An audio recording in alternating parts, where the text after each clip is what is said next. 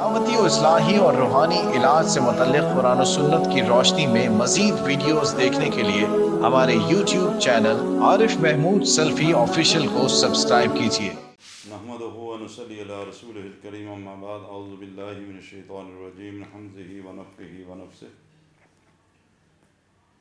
ایک بھائی کا سوال ہے کہ مجھے اللہ کے نبی صلی اللہ علیہ وسلم سے محبت ہے اور ان کی محبت میں نعت پڑھتا ہوں، تو میرا کوئی ایک دوست ہے وہ مجھے کہتا ہے کہ تم نعت نہ پڑھا کرو، تو کیا نعت پڑھنا جائز ہے یا نہیں؟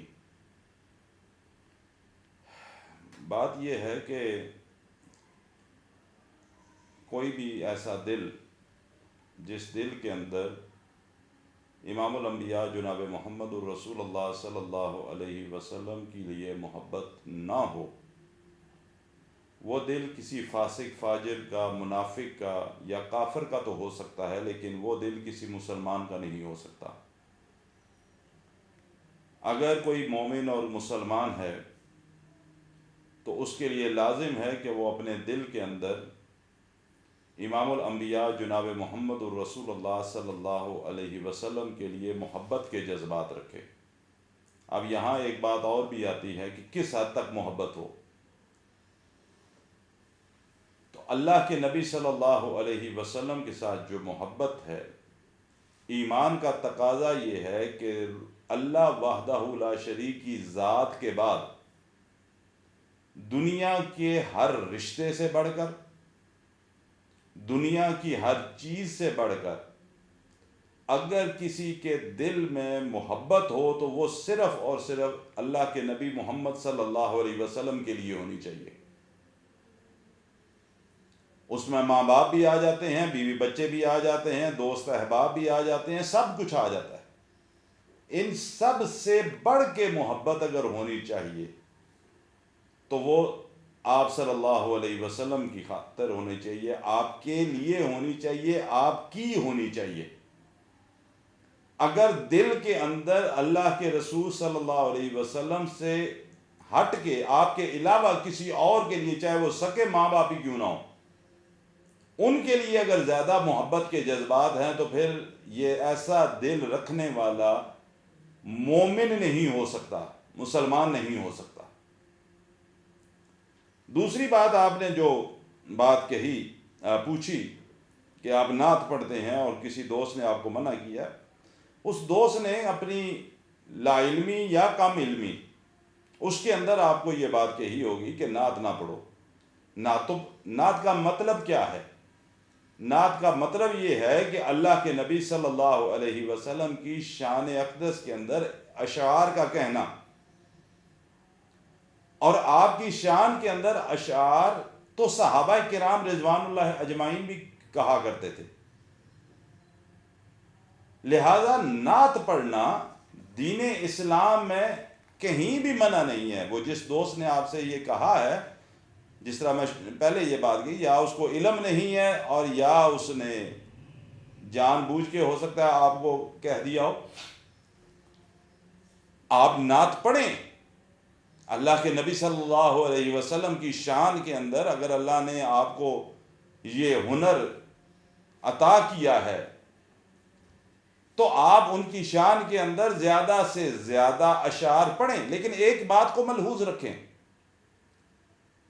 کہ نبی صلی اللہ علیہ وسلم کی شان کے اندر اشعار پڑھتے وقت ایسا طریقہ نہیں ہونا چاہیے جن طریقوں سے اللہ کے رسول نے منع فرمایا ہو۔ مثال کے طور پہ آج کے معاشرے میں کئی ایسی نعتیں بن چکی ہیں جو انڈین گانوں کی طرز کے اوپر ہیں۔ آپ اس طرح کا کوئی گانا نکال کے دیکھ لیں، آپ کو وہ گانا بھی مل جائے گا اور اسی طرز کے اوپر آپ اللہ کے نبی صلی اللہ علیہ وسلم کی شان کے اندر اشعار بھی مل جائیں گے۔ دوسرا وہ طریقہ کہ بعض اوقات دیکھنے میں آیا ہے کہ وہ دوست جو نعت پڑھ رہے ہوتے ہیں وہ میوزک سے متعلقہ سارے لوازمات کے ساتھ پڑھ رہے ہوتے ہیں۔ اب ایک چیز سے اللہ کے نبی صلی اللہ علیہ وسلم نے منع فرمایا، آپ کا واضح فرمان موجود ہے کہ کیا قیامت کے دن اس شخص کے کانوں کے اندر اللہ تعالیٰ سیسا پگھلا کے ڈالے گا جو دنیا میں میوزک سنتا رہا. اللہ کے نبی صلی اللہ علیہ وسلم کہیں سے بانسری کی آواز آتی، آپ کانوں کے اندر انگلیاں دے کے گزر جاتے. اور ہم اس نبی کی شان کے اندر اشعار پڑھیں اور ڈھول کی تھاپ پہ پڑھیں، میوزک ساز باجے کے ساتھ پڑھیں. ہاں بہرحال یہ اللہ کے رسول صلی اللہ علیہ وسلم کی توہین ہے کہ جس چیز سے اللہ کے رسول منع فرما کر گئے ہیں ہم وہ کریں. نہیں میرے بھائی، نعت پڑھیں، اللہ کے رسول کی شان کے اندر اشعار پڑھیں. صحابہ کا طریقہ تھا، صحابہ پڑھتے تھے. لیکن جب ہم نے اللہ کے نبی صلی اللہ علیہ وسلم کی شان کے اندر اشعار پڑھنے ہیں تو طریقہ بھی ہم نے وہ اختیار کرنا ہے جو اللہ کے رسول صلی اللہ علیہ وسلم کی جس طریقے میں ناراضگی نہ ہو.